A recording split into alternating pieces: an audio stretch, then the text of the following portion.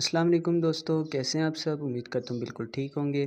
तो आज जब मैं अपने फ़िंचेस के सेटअप पे आया तो मैंने देखा मेरी फ़िंचेस का दाना बिल्कुल ख़त्म हुआ हुआ था। और फ़िंचेस एक तो दाना ज़ाया भी बहुत करती हैं, तो मैं सीधा चला जाता हूँ शॉप के ऊपर फ़िंचेस के लिए दाना लेने के लिए।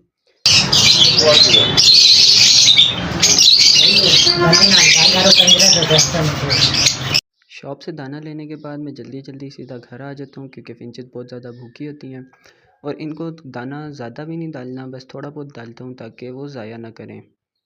इसके बाद मैं आ जाता हूँ अपने कबूतरों के पास देखने के लिए कि मेरी कबूतरी ने दूसरा अंडा दिया है या नहीं। तो जब मैं जाके देखता हूँ तो वहाँ पे सिर्फ एक ही अंडा होता है। तो इंशाल्लाह उम्मीद है कि ये आज दूसरा अंडा भी दे देगी।